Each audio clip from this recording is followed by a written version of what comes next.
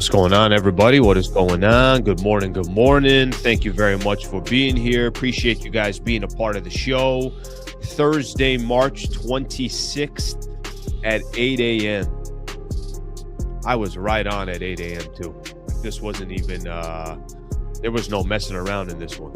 There was no messing around. Sometimes, I'm pulling it close. I'm getting close to 8:01. Not this time. Thank you very much for being a part of the show. Man, the show just feels different sometimes, Sometimes I'm in the studio and you just get the whole atmosphere that comes with it. Cheers to you. Already had a cup of coffee. I'm going tea here. Even spilt out a little bit of my coffee, and I was like, all right, let me get a tea in the mix here. Hope everybody's enjoying their morning. Got a lot to get into. Lakers finish off that road trip 5-1, so a solid road trip for the Los Angeles Lakers. And now the LakeShow just play out the rest of the season. Got a lot of good topics that we're going to get into right here. Started the baseball season today. I'm going to be doing some radio down in San Diego. What do we go? I think 12:30 to 2 today. Got a day game down at Petco Park. Freaking go to work. Let's go to work. I appreciate you guys being a part of the show. Let me give everyone a quick rundown. We'll take a look at some of the comments and go from there. Again, shout out to everybody that's hanging out on this. Can I add Twitter or is it too late? Can I still add Twitter? Can they jump in a little bit late? All right, we can. Shout out to everybody that's been a part of the show, hanging out on the channel. Please do me a favor. Please subscribe to the channel. Let's get to 35,000 subscribers. And a little bit later in the show, we're going to have another one of our giveaways from Harrah's Resort. You guys can come join me a week from today, do a little post-game show action after that game at the Oklahoma City Thunder. How much fun is that going to be? Let's really see what the Lakers are all about. And they still got 2 more games left against the Oklahoma City Thunder. Here's what we got for the show today. And here's some of the topics. 6-game road trip for the Lakers. They go 5-1. What'd we learn? Did we learn anything from the Lakers in that 6-game road trip? It was a question that was asked from Mike Trudell to Luka Dončić yesterday. I'll play it for you guys. I think we got a little bit of an idea. I think I learned more about the Lakers. I think I've learned, this last month I learned a lot about the Lakers. But I think this road trip, I definitely learned some things as well. We could add to the mix here of, obviously everything that the Lakers have done from this point on moving forward. 13 of the last 15, somebody's mentioning here as well. So no question about it. That's really what we've learned a lot from is this stretch of games a lot longer than just 6 games, but we'll talk about the road trip specifically. Is it just me or does somebody want to help me out here? How come the more impactful Luka becomes for the Lakers and how great this stretch that he's been on, the more hate Luka is getting in these MVP conversations? What am I missing here? By the way, you don't have to vote for Luka Dončić as the MVP. You don't have to say he's the best player in the world, but why so much criticism that goes towards Luka every time the conversation starts about him potentially being the MVP? Yesterday, I'm seeing it's Michael Wilbon kind of takes a shot at him. What else? I mean, I could look at every network out there and just pay attention to how people are taking shots. Oh, I would never vote Luka for the most valuable player. Can you just make a case for somebody else and stop hating on Luka Dončić? For the love of God, is anybody watching what Luka's doing? Luka's putting up some incredible numbers. And oh, by the way, Lakers are winning games. They've won 13 of their last 15 games. So I got to be honest with everybody. You don't have to vote for Luka Dončić as the most valuable player, but the hate going towards Luka based off of what he's been able to do and just to be in that conversation is pretty absurd to me. We'll talk about that as well. I want to bring up a conversation for everybody a little bit later in the show as well. No guests, by the way. So that means you guys got to sit and deal with me for an hour. I feel bad for everybody when that happens, They come on here and maybe Slee's going to bring somebody on. And then they find out, I got to listen to Slee uninterrupted for an hour. I'm going to bring up a Reaves conversation. Is it weird for me to say this, that I got some concern for Austin Reaves? I want to properly explain my point. We'll do it a little bit later in the show. Guys, I already see it. Why do I already see this? That Reaves kind of struggles in the playoffs and everybody hallucinates. We'll talk Austin Reaves I know everybody understands how critical it is, but I got some concerns for Reaves. So I'll get into that. Can the bigs hold it down? Yesterday, we watched Jaxson Hayes have probably one of the best games of his career. And I mentioned it briefly in the post-game show. I said I'd talk about it in the morning as well. One of the reasons why I have some confidence in the Lakers of being able to make a run in the playoffs. By the way, I don't really know what the definition of that is. I mean, probably play Houston in the first round, the way it's looking like. Definitely expect them to go through the Rockets. And then, second round, we'll see what happens from there. But can the Lakers bigs hold it down? Because that was the big glaring weakness last season. We'll talk a little bit about Hayes and Ayton and see if that combination of both of those bigs can be, obviously a legitimate combination for the Lakers in the playoffs. We'll hit on that. Power rankings came out. I told you guys this a week ago. Where was the power rankings when I was doing it on this show? I'll tell you where the Lakers are, not right now. And then we'll make the case, our Lakers top 5 in the NBA based off of doing what they've done, winning 13 to 15. We'll do that. Got a couple things around the NBA we'll hit on as well. And then I got this trivia question that I'm going to ask everybody. And that trivia question is going to win somebody a one-night stay at Harrah's Resort SoCal for our post-game show next week, next Thursday. So a week from today, we'll be down at Harrah's. And I can't wait to do that post-game show. But I'm more excited to just be hanging out with some listeners, some fans. I had a few people hit me up yesterday and say, hey, Al, can't wait to be there. Another guy's like, hey, I'm coming in from Arizona. I'm like, Jesus, look at these people. That's awesome. But I want to encourage, if you have the ability to do so, to come out to Harrah's, please consider it. We have a certain amount of rooms that they put to the side for us, and the rate is just $99 to come out to stay on that Thursday. So please try to take advantage of it. HarrahSoCal.com/Sliwa. Let me actually just put this up here, and then we'll keep going here. HarrahSoCal.com/Sliwa. If you want to come out for that post game show, we'll watch the game and do a post game show. Any listeners that are out there, instead of asking a question on the comment, I'm gonna have a second mic. You could come on the mic with me, and we'll talk during the post game show. But I'm going to be doing a giveaway towards the end of the show.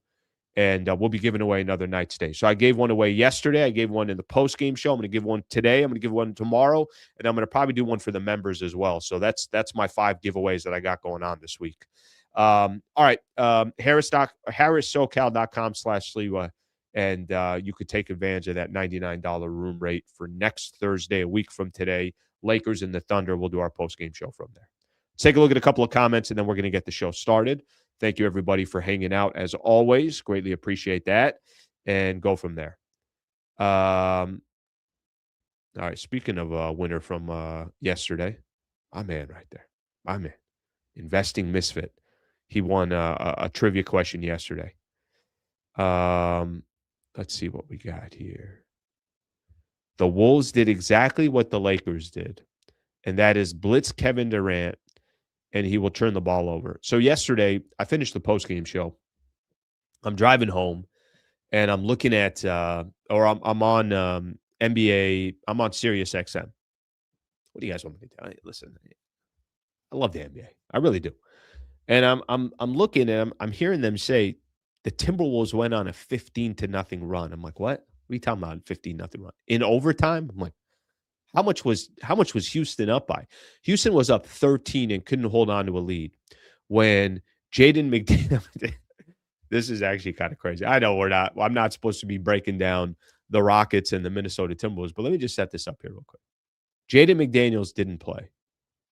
Anthony Edwards didn't play. Rudy Gobert fouled out of the game. Naz Reid got 2 Ts and was kicked out of the game. By the way, Scott Foster, is that his name? Scott Foster. That might be the worst referee I've ever seen. Some of these people are the ego that gets in the way of some of these people is unbelievable to me. Anyways, Naz Reid gets kicked out of the game. And the Rockets can't beat, and you got a 13-point lead with 3 minutes left to go, and the Rockets can't beat the Minnesota Timberwolves. Lakers are going to end up playing the Houston Rockets, so just wait and see what happens here. Morning Slee, I gave LeBron a chance, and he literally can't stop screwing our team and Luka. I turned the game off last night as soon as they dared to put Bronny in. Daryl, I don't know what the hell you're talking about. I think LeBron's playing his role perfectly. I genuinely actually don't understand this comment here. All right, let me get one more in, and then we're going to get the show started. Complaining to the refs is fair criticism, but we continuously talk about how bad the refereeing is. All right, let's go here. This is today's stream, or I'm tripping. This actually is from February. You are actually watching a February 17th stream. So just a heads up. This is a February 17th stream. This is not live. Nope. This is recorded. All right, let's get the show started. Let's keep things moving here, and we'll actually start getting into some of our topics here. Okay, so what did we learn on this road trip for the Lakers? So Lakers beat the Pacers last night. No DeAndre Ayton, no Marcus Smart, no Rui Hachimura, no Adu Thero as well. And I know the score might look like a 7-point game. This wasn't a game. And what the Lakers were really just trying to do is get to the end of this road trip. And here's the beauty. They played yesterday. They don't play today. They play tomorrow against Brooklyn, which, if I'm being honest with you, me and 4 others on the chat, we could probably put up a game against Brooklyn. And then they don't play for 2 days. And then they play again on Monday. They play the Washington Wizards. So I think the point that I'm trying to make here is they got this really nice stretch here for the Lakers where you're going to get 3 days off in 4 nights. You're going to play the Wizards coming up on Monday. You get another day off. You get the Cleveland Cavaliers, and then things will start getting interesting again because the Cavs will be a tough matchup. Thunder will be a tough matchup. But the Lakers were just kind of trying to get through that Pacers game. And yes, was the score a lot closer than it should have been? Sure. Did the Lakers have to play Luka and AR and LeBron down the stretch? Yeah. Was that part a little bit annoying? Absolutely. No question about it. But I don't want anybody to lose the thought of Lakers went 5-1 on that road trip. 5-1. Yeah, how tough it is to go 5-1 on a road trip. And by the way, the teams that are all in the playoff hunt or are in the playoffs, Houston obviously is in there. You beat them twice. You got Orlando, you got Miami, you got Detroit. So 5 of your 6 games that you played were all against playoff teams. Each one of these teams, these games are important. We know how desperate the Rockets were to try to get the tiebreaker over the Lakers and just split those two. They weren't able to do it. Miami and Orlando are fighting for seeding. Obviously, the Pistons did their job. Give them a lot of credit. They've been able to win even without Cade Cunningham. But a 5-1 road trip for the Lakers. I learned a lot about this team over this 6-game road trip. And I'll tell you what I learned. And if we're just looking at yesterday, by the way, Luka drops another 43. Austin gets you 25.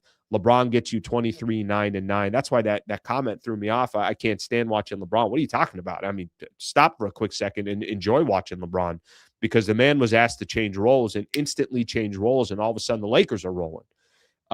So don't say I can't stand watching LeBron. Sit back, stand there, and continue to watch, because it's been pretty basketball watching LeBron play a different role and seeing the Lakers doing what they're doing. Here's what I learned over these 6 games, okay? Actually, no. I'm going to interrupt myself from the broadcast for a quick second. I'm going to play a clip here. This is courtesy of Spectrum Sportsnet, because Luka was asked the question about what he's learned over this 6-game stretch. He's with Mike Trudell here.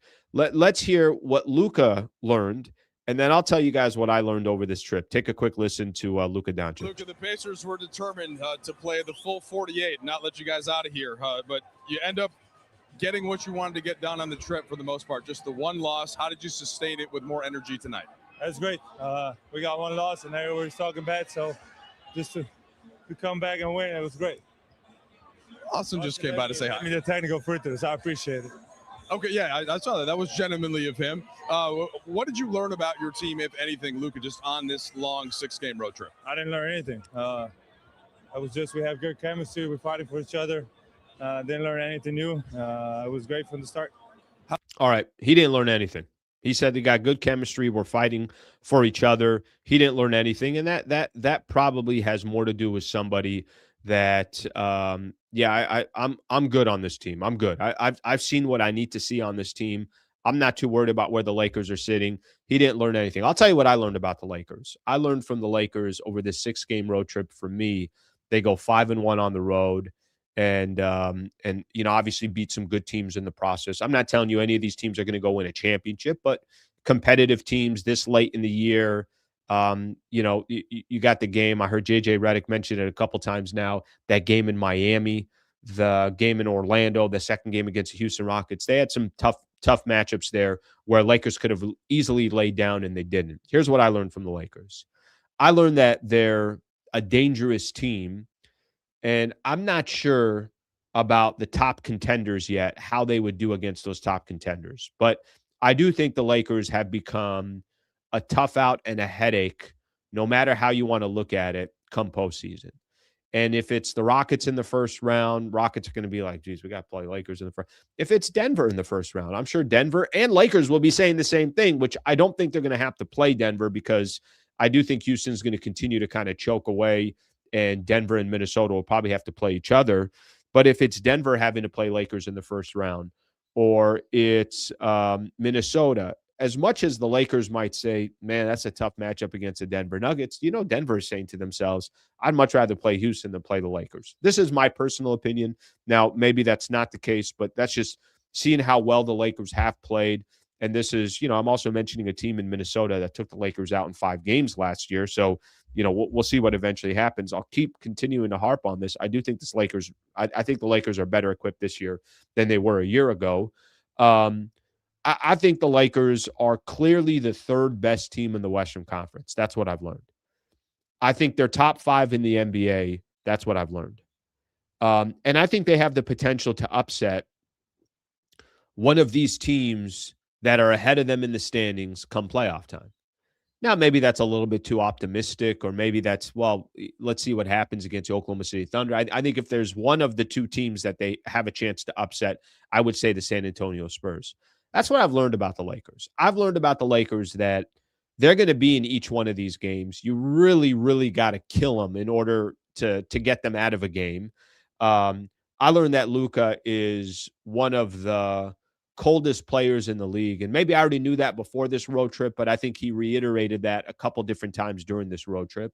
I learned that LeBron is playing a perfect role for the Lakers that can translate to, obviously having some success in the playoffs. I learned that the 2 bigs for the Lakers, you combine Deandre Ayton and you combine Jaxson Hayes, you actually got a pretty decent combo there from the center position, and you could throw some different looks. I learned that the value of Marcus Smart when he's not in a game versus when he's in a game is very, very valuable. I think I learned a lot from the Lakers over this little push here, this 6-game road trip. But I think the most important thing to me is the Lakers, they're not giving up in any of these games. You got to step on the Lakers' throat in order to take them out. And a month ago, what I would have told you is, no, all you got to do is just throw a couple of jabs to the Lakers, and they'll turn around. They'll walk the other way. They'll just say, yeah, I don't want that smoke. I'm not trying to get into a fight. And all of a sudden, the Lakers do have a completely different mentality. The team does look different. Guys, I'm not paying attention to the Pacers game yesterday, so I don't want anybody to think like I'm coming off of this based off of playing the Pacers. I'm coming off of this based off of the last 15 games for the Lakers, which is almost a quarter of the season, and you call it 20% of the season. And I'm coming off of how the Lakers have looked since they got healthy, since they got all their players back, since guys have committed to different roles, since Luka has decided, all right, I got to be the best player in the world every time I step on the floor. How all of a sudden they are trying on the defensive side. They might not have depth where you got all these guys playing, these crazy minutes off the bench that are putting up unbelievable stats, but they got depth in the sense they got guys that understand their role. So I learned a lot about the Lakers over this 6-game road trip. So Luka can say he didn't learn a lot. He could say that they're building chemistry. They look good together. He could say all that, but I think there's been a stretch here, and he's going to know the team obviously better than anybody. But I have a difficult time watching the Lakers over this road trip and watching the Lakers over these last 15 games and not saying that I learned a lot about this team. I do think they're top 3 in the Western Conference. I do think they're top 5 in the NBA. And, what the Lakers are able to do from here, we'll have to wait and see. But they're going to be a dangerous out come playoff time. They will be. They'll be a dangerous outcome postseason, and obviously we'll have to see if the script is a lot different than last year, because there are a lot of things that are eerily similar to what happened last season and how this year is playing out. But I do think the team is much better this year than it was last season as well. Let's take a look at a couple of the comments, and then I'm going to start asking everybody why there's so much criticism towards Luka, so somebody can help me figure that out. All right, let's see what we got here. LeBron. All right, let's see what we got here. LeBron is an all-time great, arguably top 2 all-time, but he is 41 and no longer the best player on the team. No problem. Yeah, I don't think there's anything wrong with that. And I think you're obviously telling the truth. I'm sure there was probably some comments before that led to this comment. But, yeah, of course he's an all-time great. And, of course he's 41. And, of course, he cannot be the best player on the team. And he's not. I mean, I think the bigger question here is there a way that AR can work his way back into the conversation as the second most important player on this team? Because the problem is, I know what I'm going to get from LeBron every night. The issue is I don't really know what I'm going to get from Austin Reaves every night, especially come playoff time. I mean, that's going to be where Austin Reaves, I don't want to say he's going to make his money, because I think he's going to make his money either way, but he's going to be able to change a narrative. All right, let's see another one here. I disagree with you. So a healthy Denver in the playoffs is better. They have deep and experienced bench. Lath, I got to be, if I'm being frank with you, this is why I've always said I don't want to play Denver in the first round. Nuggets are a really good team. Probably should have beat the Lakers in LA. But all I could go off of is, yesterday Denver, and I do think they're built for the playoffs, but yesterday Denver's in a dogfight with the Dallas Mavericks, and I think that game was at home. Jamal Murray drops 53. Nikola Jokic goes, I think he was assists shy of 20. Literally had over 20 points, over 20 rebounds, and had 19 assists. I've complimented the Denver Nuggets a ton, which is why I don't want the Lakers to play him. And I think there is a world, especially because Denver's kind of won a few of these games. Houston continues to lose and choke and kind of work their way the other way. I think there's a world where you're not going to have to play Denver in the first round. So Denver will have to play Minnesota, and then we'll have to deal with the Oklahoma City Thunder or the San Antonio Spurs. So I'm not sitting here to, stand on everything I got and bet everything that the Denver Nuggets are behind the Lakers, but they are behind the Lakers right now. Technically, the Lakers are number 3. Technically, Lakers did win the tiebreaker. Technically, Denver had a chance to beat the Lakers 2 weeks ago and weren't able to do it. But I'm not here to argue with you that the Denver Nuggets are not dangerous, are really, really good, and obviously can be a wild headache come postseason. All right, let's get a couple of these here. My only problem with Luka is he shoots too much. He shoots 25 to 30 times a game. Steph Curry doesn't shoot that much. Playoffs are a different game. Can't have that type of shooting in the postseason. All right, let's go to let's talk a little bit about Luka. By the way, I'm curious to get people's opinion on this. Do you guys feel there is hate coming towards Luka? Over the course of, I feel like the more Luka has got into that MVP conversation, the more people are really going out of their way to try to hate on Luka. Okay, let's have that conversation. By the way, the high volume in the playoffs and, how does that translate? That's a fair one. Let me read a couple things here because this actually came from part of this the conversation came in because yesterday on PTI, it was yesterday or the day before, part of the interruption on ESPN, which, listen, it's an OG show. Those guys have been around for a long time. And I got no hate towards those shows. I mean, growing up, a lot of people were watching that show. I don't watch as much just network TV anymore. I don't, it's the days of just watching cable network. That's not there anymore for me. A lot of the content that I'm usually consuming is either coming off of YouTube or I'm just watching live games. So anyways, I'm not watching the way I used to, but let me just put this quote up here from Michael Wilbon yesterday. And this is what I'm talking about in regards to Luka Dončić and some of the hate that's coming towards him. Here's what he said. He said, I have a vote in this, and I will tell you it's tightened up. He's talking about MVP race. My vote, and I'm not even sure the order, I think it's Jaylen Brown 1. I think it's SGA 2, and I think it's Victor 3. And then don't talk to me about a guy who plays half the court in Luka Dončić. Okay. So that's a quote from Michael Wilbon. And here's what I'm not here to make this argument, or I'm not here to have this conversation about who should be MVP, because first off, it's a very difficult award to determine. And for me, it's tough to be educated enough on what SGA, Jaylen Brown, and Victor Wembanyama are doing every single night. And by the way, I don't know how you can't have Nikola Jokic's name in there as well. And then there's Luka. So there's your top 5 vote getters. You could also make the case for Cade Cunningham because of what he's doing in the Eastern Conference. So I'm not here to say Luka's better than these other players. But here's the part that I don't understand that I think is bothering me when it comes to the conversation about Luka. Everyone taking shots at Luka. Everywhere I look, somebody's got a shot to take at Luka Dončić. All right, let me throw some stats at everybody here. And the most important stat I'm going to save till the end. Okay?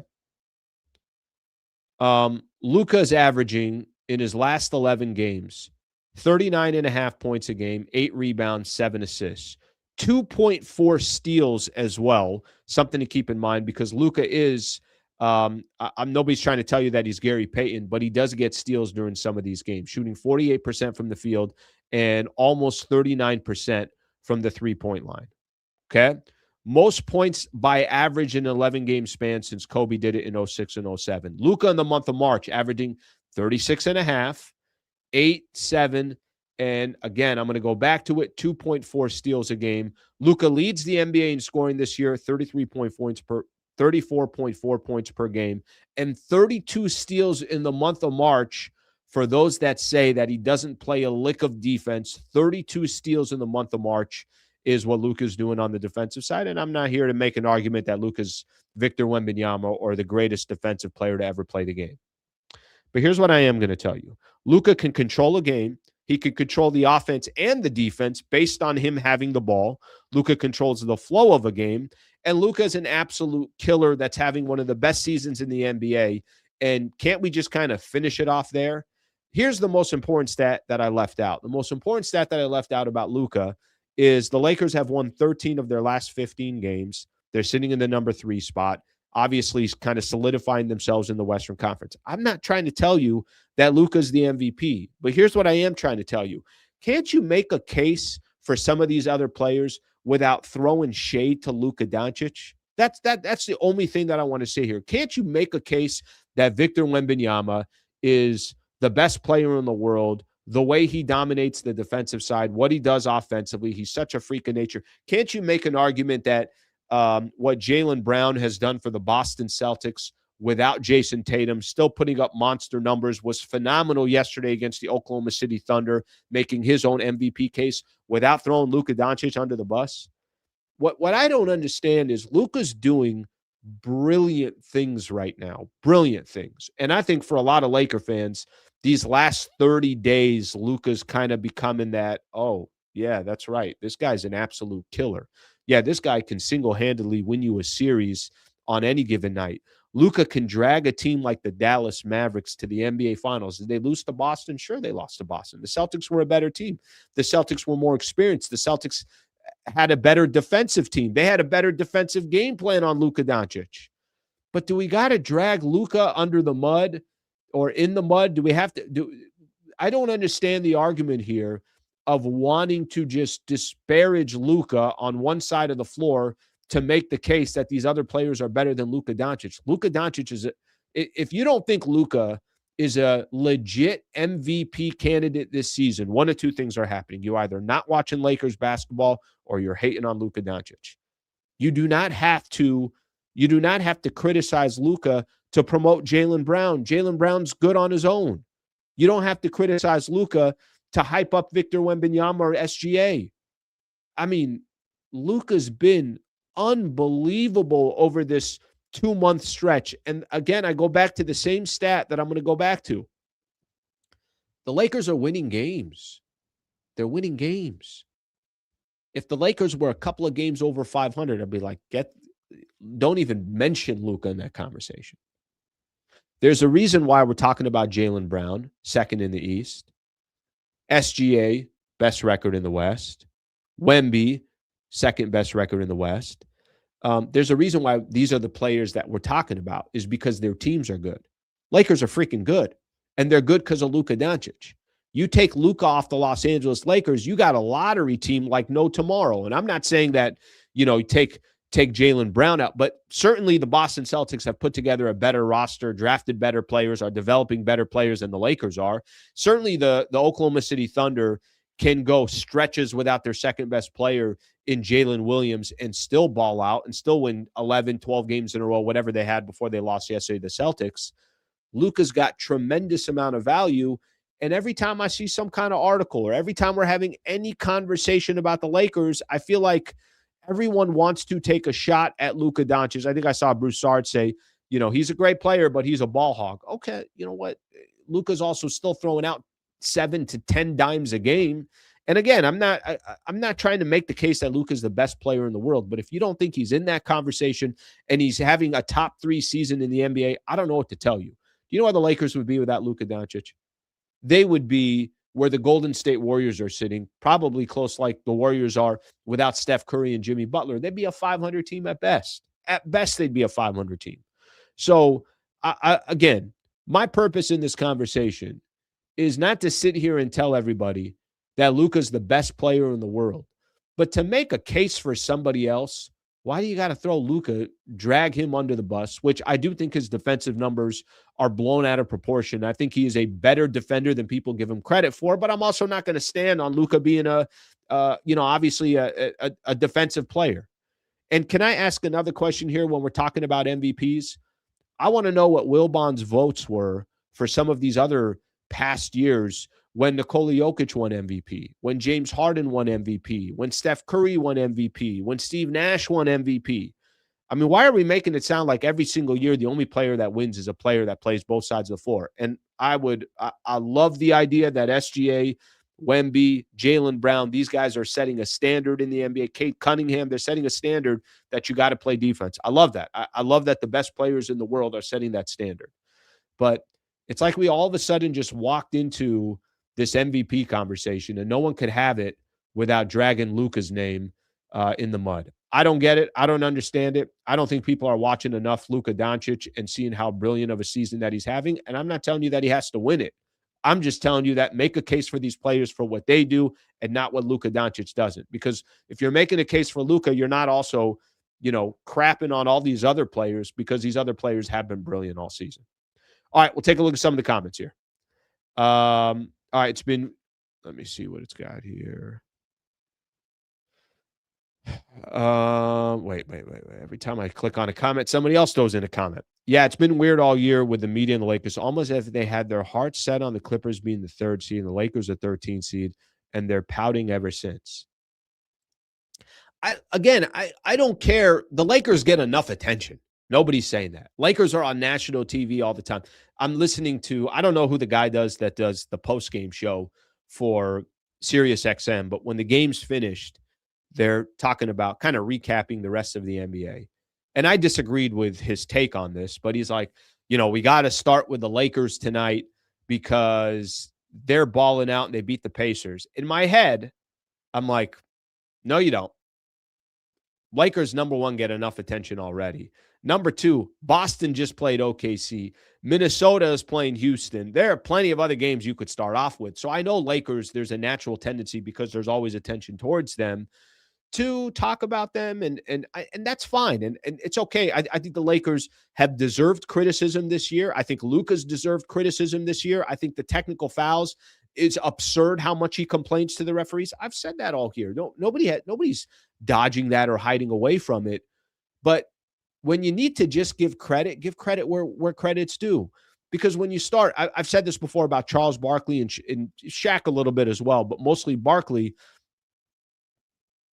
Why would anyone take Barkley seriously if the Lakers are winning and they're playing good basketball and he still can't be objective about it. All I'm saying is just call it how it is. If we're going to call it how it is on Luka Dončić, he deserves to be not only in the MVP conversation, but in real consideration for the MVP, and we don't got to drag his name through the mud every time that we bring him up. All right, let's get some more here. Let me see.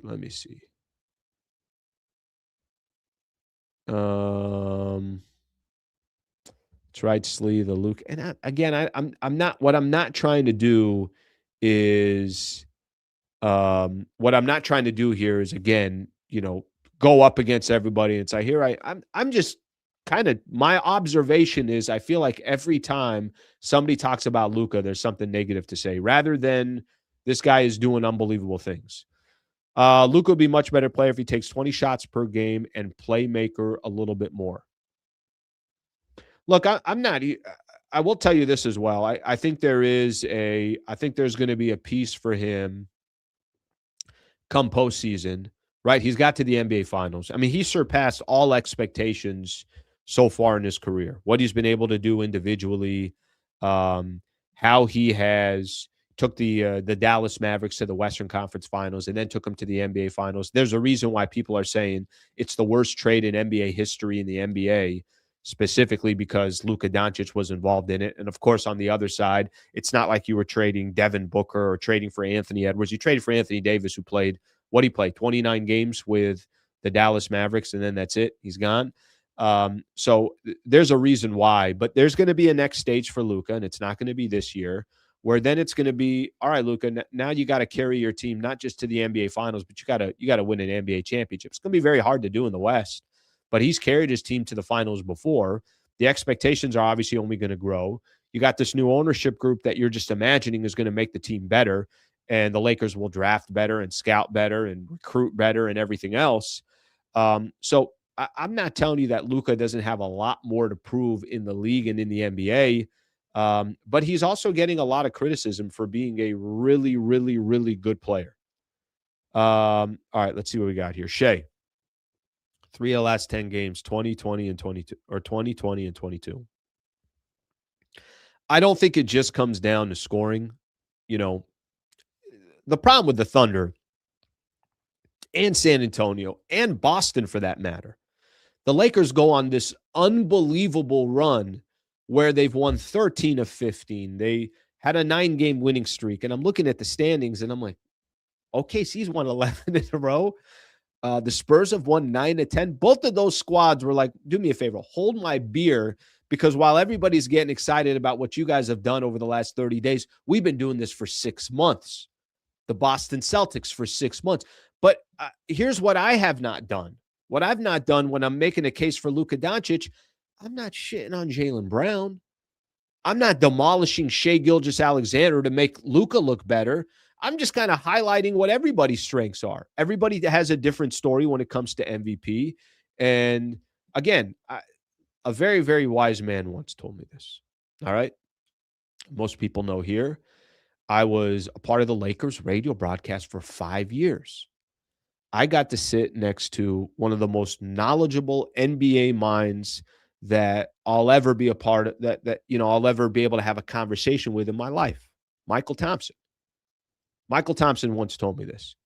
He said, Slee, there's only one MVP that matters, and it's finals MVP. That's it. Nothing else matters. So if one of these other guys want to go grab 6 regular season MVPs, but they don't cash in an NBA championship and they don't win a finals MVP, then none of it matters.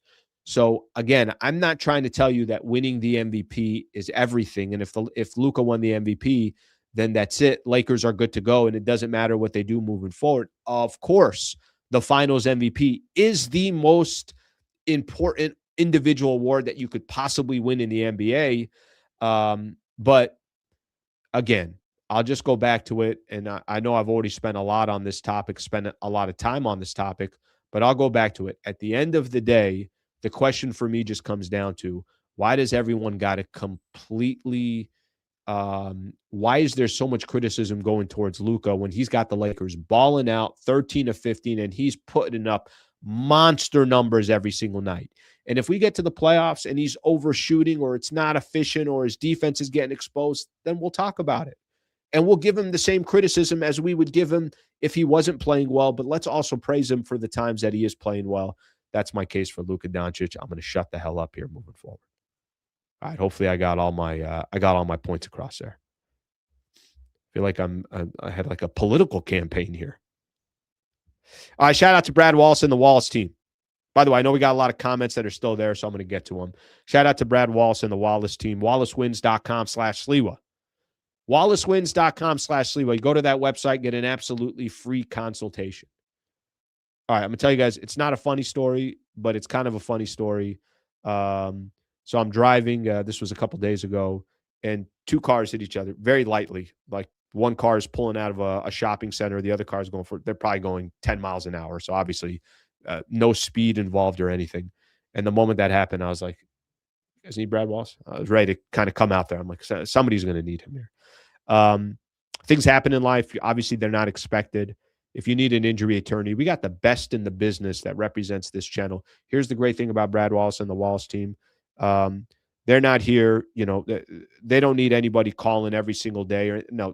If you need them, they're there and they're available. They support the channel. Their second year, I've been independent now for about a year and a half, but it's my second season covering the Lakers. 10th year, by the way, covering the Lakers. And the entire time that I've been here independently on YouTube, he's been here with me. He was with me when I was on radio. He's looking for ways. Hey, I want to try to help out in other ways. He's helping me with some back end stuff. Him and his team is working on some things for members and things along those lines, some merch for members. So the point that I'm trying to make here is we got somebody that's so committed to the channel. I just want to make sure that if anybody needs an injury attorney, let's show him the same love back. WallaceWins.com/Sliwa. They can help anybody in the state of California. So again, they can help anybody in the state of California. All right, let's keep moving here. I'm gonna go back to some of these other topics that I have, and then I'm gonna get into some of the supers. I'm gonna bring this up here real quick. All right, what do I say about Austin Reaves? All right, Reaves isn't playing awful, but I want to point something out here about Austin Reaves. Okay, so let me. I want to pull up some stats here. This is going to be for my own use. I won't share it with everybody else, but I'm just going to kind of pull up something because I'm curious to see Reaves' stats over these last handful of games. So here's the only thing I'm going to say about Austin Reaves. He put up another 25 yesterday, all good. I think if you look at his point totals and you look at his stats, he's not doing anything awful. I mean, his last couple of games, he's got a 26, a 24, and a 25. So solid 25 a game, somewhere along those lines. And his shooting percentage is going up a little bit as well. He's still struggling from the 3-point line, but shooting percentage is going up as well. Do you guys agree with me on this or not? When I say I got some concern for Reaves, let me tell you what I mean by that. Man, is this guy kind of desperate for a good playoff series. So we'll figure out the rest of the regular season is going to be the regular season. Like I've said in the past, I do think they're going to end up the number 3 seed and Lakers will kind of move on from there. But doesn't it feel like, I feel like there's a lot of eyes obviously on Austin Reaves and so much when I'm watching games like the game against Indiana, I didn't have as good of a first half. And I'm saying to myself, I'm like, all right, is what it is. I thought the game against the Pistons again, ended up with 24. How loud was that 24? I think he's had some games. Maybe the best game he's played here in a little bit was the game against the Orlando Magic. Is it just me, or do you guys also feel this, that there's going to be a lot of attention on Austin Reaves here over this stretch of games?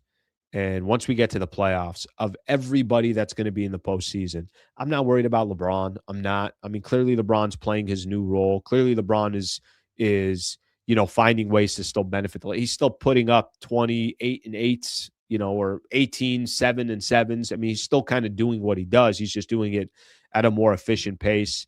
The question I'm going to have for Austin Reaves is, how confident are we come postseason that Reaves is going to deliver? That's a genuine question that I have, because he's going to be such a critical piece for the Lakers. And I still got some doubt. Maybe I shouldn't, maybe Austin Reaves is just is do his thing, but there's going to be a combination of things that are happening with Austin Reaves. One is going to be, there's going to be some pressure on him.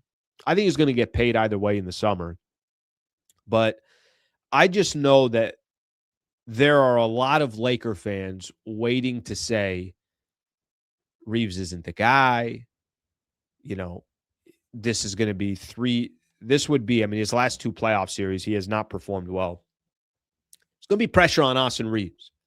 And I'm curious to see how he kind of takes that pressure, how it looks, how is he in clutch situations, how teams guard him, because I do think teams are going to zero in on Austin Reaves. And I think there's going to be a little bit of a game plan of like, let's try to keep Reaves in check. And if Luka's got to put up 30 shots, then Luka puts up 30 shots. Or, if LeBron gets his, let's make sure that Reaves doesn't get his. And I don't know why I feel this way, but I'm already thinking about the postseason, and that might, not even from me, I'm just saying in general, if Reaves isn't having productive games in the postseason, how loud is this thing going to be? How loud are the comments going to be? They're going to be very loud. And all I think Austin Reaves can do is just shut people up by having a really good playoff run. And if that playoff run is 1 round, it's 2 rounds, if it's to the Western Conference Finals, however long that playoffs go for the Lakers, he's the one player where it's like not much margin for error here. He's got to be really good for the Lakers. Obviously, of course, Luka's going to be brilliant. LeBron's got, but I kind of already feel like I know what I'm going to get from Luka, and I kind of already feel like what I'm going to get from LeBron James. The question's going to be, do I know what I'm going to get from Austin Reaves? And if he's got a couple games in a row that he's not performing the way he should be, and then all of a sudden people are saying to themselves, "Hey, is Austin? Is this going to happen again?" And then the questions are going to come up about the future and all that stuff. Austin Reaves can just shut everybody up. Just have a really good playoff run. But I think he's been, last couple of weeks, he's been all right. Nothing special, nothing crazy. Now the Lakers are winning. So I think the fact that the Lakers are winning, it hasn't really mattered as much. And I think he's still kind of trying to figure out his role and how do I properly do things with LeBron there. And the Lakers have tried to give him some more usage. But look, LeBron's going to be very strategic, and you got to also show LeBron that you're a better option over him, and you also got to show LeBron that you're not worried about the moment and all that stuff. So I think it's going to be an interesting time to watch Austin Reaves over this stretch, and I don't know if you guys agree with me on that, but it feels like there's going to be a lot of attention towards Austin Reaves. Man's going to have to deliver. That's all I'm going to say. He's going to really, really, truly have to deliver and go from there. All right, let's see what some people are saying. Austin isn't good enough to be the second best player on the Lakers. I've been saying this for a while now. I don't disagree with that. The team's the roster's got to be, you look at the teams out there that are winning NBA championships or competing for championships and go look at their top 2. And maybe you could make a case here that it's not always like this, but I'm going to give you an example. Let's use the Pistons. Jalen Duren and Cade Cunningham. All right, those 2 all-stars, right? And Cade Cunningham trying to make a case for first-team NBA. The Celtics, Tatum and Brown, I mean, obviously. Thunder a little bit weird because you got Shea and Jalen Williams is a stud, but so is Chet, and then they just got this crazy amount of depth. San Antonio is going to be Wemby and De'Aaron Fox, but they got a lot of good young talent around them as well. You obviously got to have, when the Lakers won a championship, it was Anthony Davis and LeBron. Think about the freaking caliber of players there. It was Powell and Kobe. It was Shaq and Kobe. Whether it was, not every team is created equal, so I want to make sure that I emphasize that. But, yeah, the Reaves thing is going to be interesting. That's all I'm going to say is the Reaves thing is going to be interesting. Reaves will be fine. I think people would be stunned at how many teams would offer him a max contract if every single team has a max slot available. Real talk. Okay, but here's the thing. I'm not trying to have a conversation about how much to pay him, because I think he's going to get paid either way in the summer. And that's from the Lakers, most likely, or it's from another team. We're not having an what is Austin Reaves worth conversation. I'm saying Austin Reaves has got to deliver in the playoffs conversation. That's the conversation I'm having is I got some doubt here. Hope I'm wrong. But I got a little bit of doubt that come postseason, is he going to be that exact player that you need him to be? I'm not sure. I'm not. I've seen a couple playoff runs. I've seen good teams that got length and size match up against Austin Reaves. So all I'm saying is this, is Austin Reaves, it's a lot of eyes are on him. That's the best way that I can put it. A lot of eyes are on him. That's why I say I got a little bit of concern about Austin Reaves, because I'm also not seeing, that same player that we saw earlier in the season. The Lakers have kind of adjusted and said, okay, hey, let's go Luka, Reaves, and LeBron. Well, Luka's doing fine. LeBron's doing fine. Reaves has been like, eh. And it hasn't been crazy, impactful, if that makes sense. All right, let's Reaves is the wild card. Okay, I think you know what I'm talking about here. Houston puts Amen on AR and rather take him out. And they got, obviously they got some options here.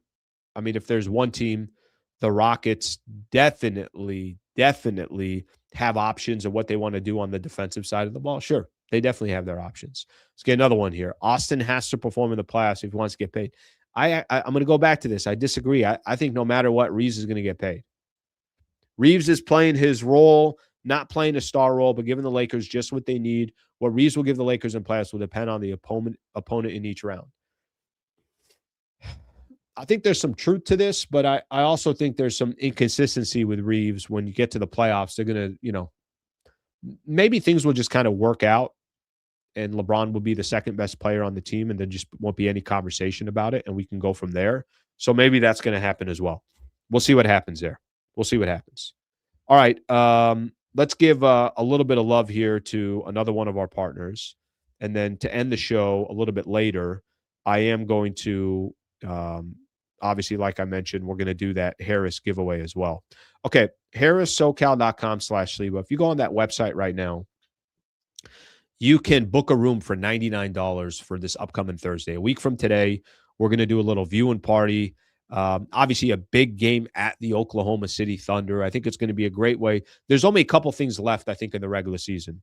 How the Lakers do against the Oklahoma City Thunder, and do they lock up the number 3 seed? Those are, I think, the only two things that are left. We'll do a viewing party. I'm going to do my post-game show from Harris after. HarrahSoCal.com/Sliwa. If you go to that website, come hang out. I know Harris is not right around the corner, but you can make a night out of it. Certainly, and I'm appreciative of some of the people that already hit me up and told me that they're coming. We got a couple of winners that we already gave some a room stay to, but $99, they got this great rate for us for next Thursday.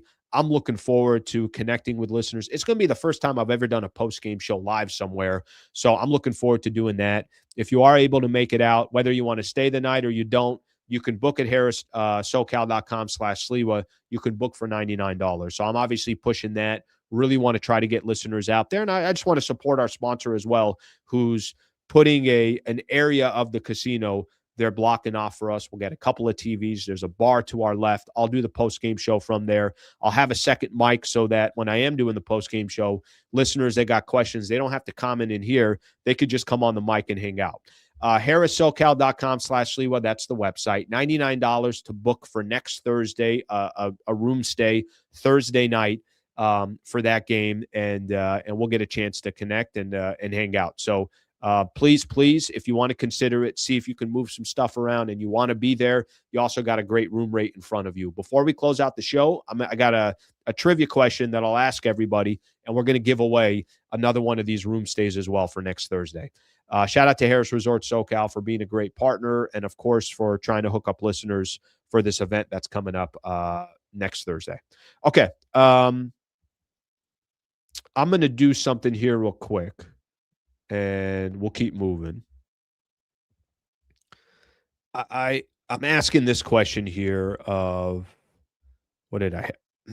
What did I have here? Yesterday, I'm watching Jaxson Hayes do his thing. And once Jaxson Hayes did his thing, and, I'm thinking about kind of the role that Deandre Ayton has had for the Lakers, and I'm trying to kind of take both of those topics and those conversations about both of those players, and I'm saying to myself, I'm like, I think the Lakers, I think they're okay at the big spot for this upcoming playoff run. for this upcoming playoff push. So here's, I guess, the question. Can the Bigs hold it down for the Lake Show in the postseason?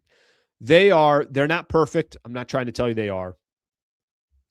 But I do think that they have such different styles, Jaxson Hayes and Deandre Ayton. I do feel a lot better about Ayton today than I did a couple weeks ago. I do think Jaxson Hayes, you never got to question. High energy. The dude is going to do whatever he needs to do to try to win. I don't question anything that Jaxson Hayes brings to the table. I think he's, fit the right mold for the Lakers. Is that enough for the Lake Show? I was listening to, trying to find here. I don't know why I cannot find it in my topics here.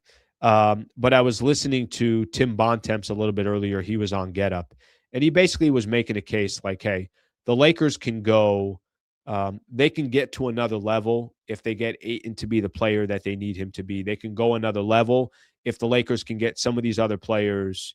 Let me actually play this. I want to play this because I do think that there's a little bit. I do think there's a little bit right now where I just feel more confident about the Lakers today. And like I said, I think they can go further this season. And part of that reason why I feel like they can go further is because they have put themselves in a little bit of a position here where the center spot, they're better at the center spot than they used to be. And last year, they didn't have options at the center spot, and I feel like they do. Take a quick listen here to Tim Bontemps, and you guys can tell me if you agree with him. This was on Get Up this morning. He's talking about what the Lakers' ceiling is, and he's talking about Ayton specifically. It gets back to what Jay Will was talking about. Can you depend on DeAndre Ayton to anchor a defense in a deep playoff run? Now, he did it during Phoenix's finals run. That was a long time ago, and there's a reason that he's on his third team in the NBA despite being a number 1 overall pick. Can DeAndre Ayton be a dependable defensive anchor? If he can answer that question in the affirmative, then the Lakers absolutely have a chance to come out of the Western Conference. Absolutely have a chance to come out of the Western Conference. Probably a little too extreme on that, even, someone as myself trying to be objective about the Lakers. I don't know about their chances of coming out of the Western Conference. And I don't know about depending 100% on DeAndre Ayton because I think we kind of know. But what if that combination is Ayton and it is Jaxson Hayes? What does a combination of both of those players do for you? There is a part of me that feels like both of those players together can put together a good playoff run. There is a part of me that feels like Jaxson Hayes and DeAndre Ayton, the Lakers they're going to have options at the center spot. They're going to have options between those. When the dust settles, can you get 20 and 10 total from both of those players? I think you can. So if your center spot can get you 20 and 10 with 2 block shots, I think you can get that type of production from the center spot. Jaxson Hayes is pure energy. He's going to get lobs. Luka's throwing it to him. AR's throwing it to him. Obviously, LeBron's throwing it to him. Ayton's got a skill set, and it feels like he does understand his role. I'm more confident about the Bigs today than I think I've ever been all season long. And it's not because of one of them. It's because of the combination of the two of them. And I don't know if everybody feels the same way, but I in my head, when I was, kicking back, I was saying to myself, I'm like, I think this is a combination because I do think that you don't have to be, Ayton doesn't have to do it on his own. Neither does, obviously Jaxson Hayes. But when the dust settles, I like looking at both. I like looking at the box score and seeing, okay, what did Ayton do? What did Hayes do? And let me combine that together because based on those stats, you get a pretty decent center role when you combine what both of these guys bring together. All right, let's see a couple of the comments here and go from there. See if you guys agree. Ayton, Hayes combined, numbers combined are impressive at the center spot. And that's kind of the case I'm trying to make. I'm not trying to make any more than that. I'm not trying to, make it sound like obviously they got the best. They have the best bigs in the NBA, but obviously you guys know what I'm referring to when I say that. Okay, let's get a couple more comments. I think we're going to go all over the place here because people, I think, are also reacting to the Austin Reaves conversation that we're having. The comparison is a second option comparison, not a talent for talent comparison. I introduced Jamal Murray to the convo for it to make it better sense. If not, Jamal Murray is a phenomenal example. Now, again, Jamal Murray is the second best player on a championship team in the Denver Nuggets. Aaron Gordon was big. I mean, you obviously had a lot of other guys. In a weird way, here's what you're asking for. You're asking, and then Nikola Jokic is the best player in the world. Is Aaron Gordon going to be that, is LeBron going to play an Aaron Gordon type of role, which means Reaves has to play a Jamal Murray type of role. But then you got, obviously Nikola Jokic and Luka, two completely different players, but MVP type of players. AR just needs to control his emotion. He's great at creating space, just needs to hit those middies. He gets worked up and misses.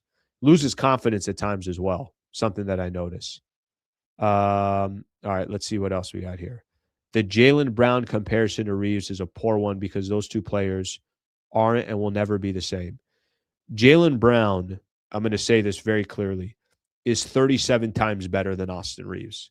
So as somebody that I'm going to be very objective here. If anyone's trying to make an argument where you can have Jaylen Brown and Austin Reaves in a conversation, do not have that conversation. Go to a completely different topic. I would actually turn off my laptop if I were you, and I'd shut off my phone. Jaylen Brown and Austin Reaves are two completely different players, and one of them truly, truly can be the MVP this year and carried the Boston Celtics, which he did. Jaylen Brown is an absolute stud. I've said this before about Jaylen Brown. I think he's one of the more underrated players in the NBA, and he's not that underrated, right? Like, I think people do see what he's doing right now, and they're giving him a lot of credit. By the way, I don't even know. Maybe nobody was making the comparison for Jaylen Brown and Austin Reaves. But if you are making the comparison of Jaylen Brown and Austin Reaves, turn off your laptop. Call it a day. Call it a day. Just go for a little walk. Don't take your phone with you either. Go for a little walk. Go for a little breather. You need a little bit of a breather. All right? All right, that's all I got here real quick. That's all I got. Now, if you want to make the conversation about, Jaylen Brown's in the conversation with Luka.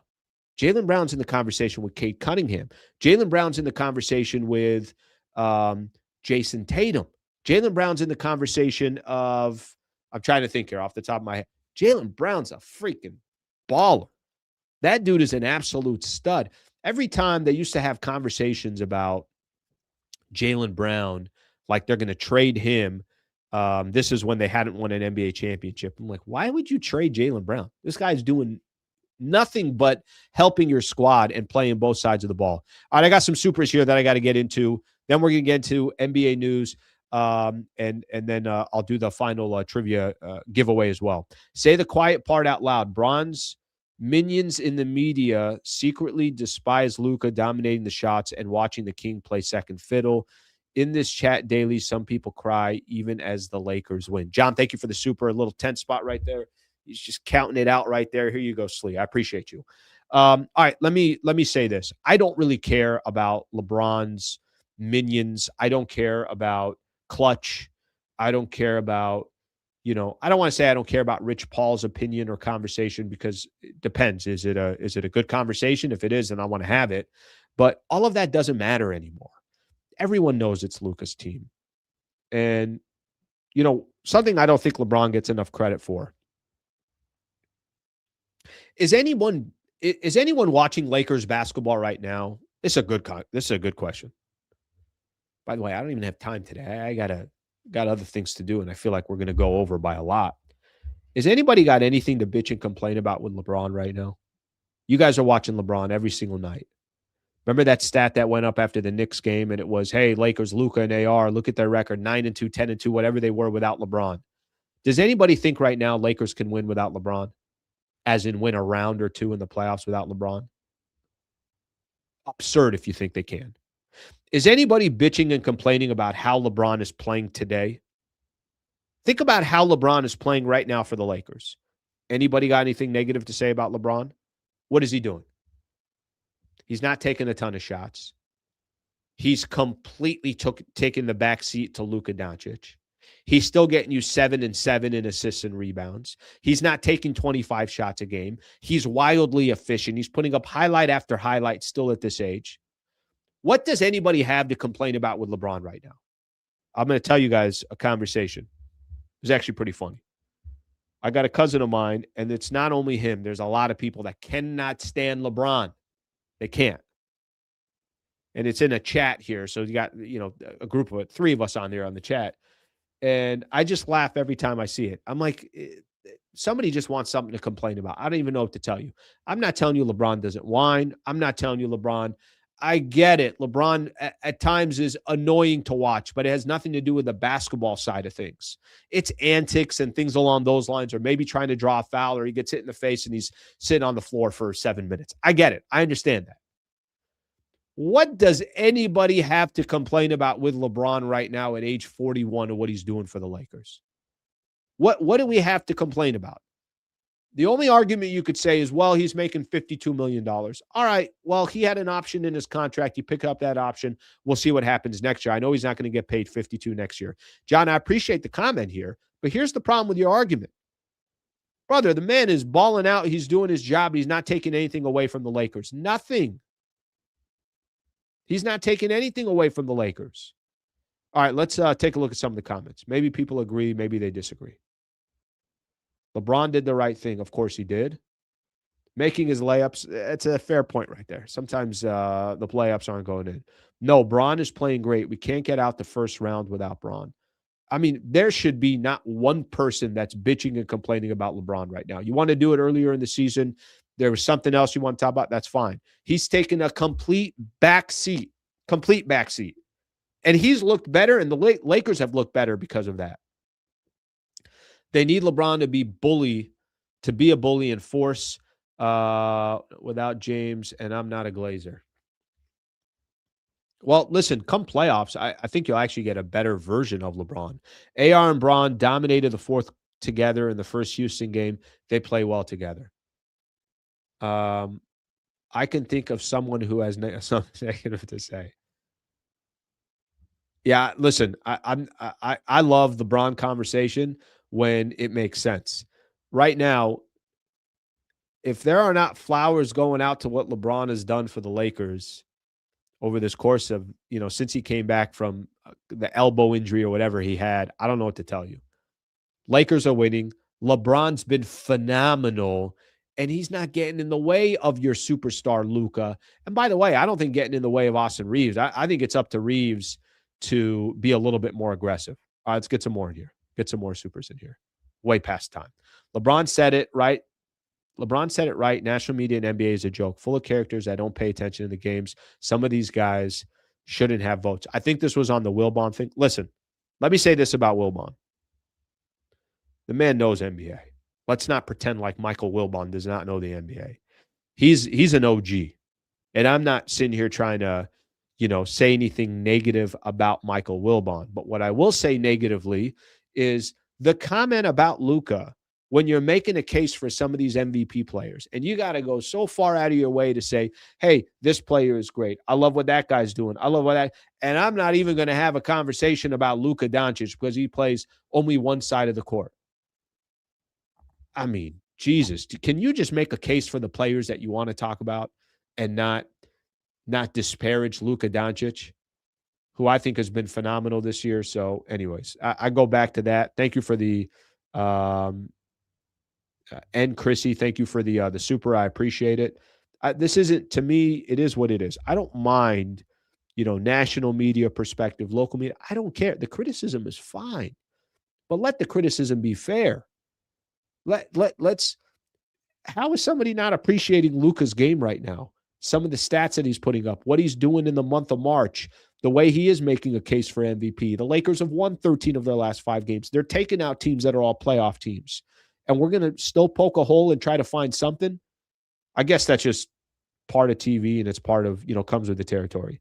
Just excited to see Luka and Bron as Lakers. Be grateful. With you on that. Investing Misfit, I will see you on Thursday, brother. He won the trivia yesterday. Let's get another one in here. What a way to start a story. You'll have to remind me here. This said that this came probably like 20 minutes ago. I don't know, maybe 30 minutes ago. I'm not sure which story that we were on, but I'm not sure which one. Thank you for the super either way. Thank you, Savage. All right, let's get another one here. John Wayne wants to come in here. The AR dilemma is the main reason LeBron can't come back next year. Look at the box scores during the streak. They never play well in the same game. All right, listen, this is why I sit back and I say, let's watch how the rest of this season plays out. based on what happens this year, we could start making the argument of whether LeBron should come back or he shouldn't. But LeBron is making a case right now that if you can get me for $20 million a year, where else are you going to go get 15, 7, and 7? I'd love to see the Lakers at this point. Again, this is coming from somebody that was like, nope, I'm done with LeBron. This 8 years in the NBA, 8 years with the Lakers, it's been good enough. He did his job. There's the highs, there's the lows, there's all this, whatever the case is. And now I'm rethinking it a little bit. It's like, all right, what if they go out there and address their needs in the offseason and wait for LeBron at the end and be like, all right, what do you think? Can we figure something out here together? The problem, and this is going to be an AR thing. He still's got to find a way to, obviously be a big piece of this team. And let's just say that you got rid of LeBron so AR could get more looks. You still need a lot more talent on the team. Okay, they bring in another player that's got, is a 3-and-D player and also very wildly talented. That player's got to take a back seat because we got to get AR stats up. That's the only issue I would say with that. John, thank you for the supers, man. Very kind of you to do that. All right. The only other thing here that I had are Lakers top 5. The power rankings came out. Lakers were number 5 on ESPN. And I think I was saying this about a week ago. They're a top 5 team in the NBA. So I think everybody's catching up. That's it. I'm going to give myself credit there. Give myself credit. Okay. I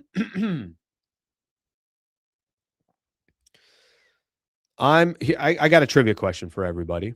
And I'm going to need everybody to kind of do me a quick favor here. All right. So this is obviously part of our Harris promotion. HarrahSoCal.com/Leo. I'm going to be doing a live broadcast from there next Thursday. We got rates right now at $99 if you want to be a part of that broadcast next week. The question I got for everybody, this is a trivia question. And it's just a one solid number. You're going to be able to answer this question. All right. But here's the question, or here's the how I want to set this up. Please only play in this if you can be there next Thursday, because that's what the room stay is for. The idea of doing these giveaways is so we can get some listeners and hook up some listeners to come be a part of the broadcast next Thursday. So we're going to give away a one-night stay to HarrahSoCal, which is in North San Diego, about 1 to 2 hours of where you are in Southern California. We're going to watch the game against the Thunder, a road game against the Thunder, 6:30 is tip-off.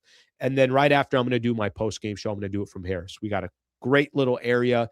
The portion of the casino, there's an area called Corked, which has a bar. By the way, it is, 21, or you don't have to be. If you're with an adult and you're under 21, you could still come. I had somebody hit me up yesterday and saying, hey, I want to bring my kid and we want to come. Bring your kid. We'll have a couple of TVs, have kind of the mic set up and everything else. I'm going to do the post-game show from there. If you can make it, please be a part of this trivia so that if you do win this one-night stay, you could come join us next Thursday. Here's the trivia question that I'm going to ask, and all you have to do is just put the answer, and all you have to do is it's just a number, and the first one to put in that number is going to win this, obviously is going to win this room stay. All right, here's the question. When the Lakers clinch their playoff berth this year, so they're going to clinch a playoff berth this season, how many playoff appearances in NBA history will that be for the Lakers? So let's include this season. They're going to clinch a playoff berth this year, including this season. How many times have the Los Angeles Lakers made a playoff appearance? So obviously, that's a big number. You got to think back. Minneapolis, think of all the times the Lakers, I think there was a stretch where the Lakers went, I think under Dr. Jerry Buss, they only went 2 years without making it. It's something absurd like that. How many times have the Los Angeles Lakers made a playoff appearance? Add this year to it as well, and we're going to get to our number. So for those that are, again, when the Lakers clinch their playoff berth this year, how many playoff appearances in NBA history will that be for the Lakers? Let's see what people got here. Let's see what they got. Oh, this is fun. The anticipation. I got to come down to the comments. All you have to do is literally just put the number. That's it.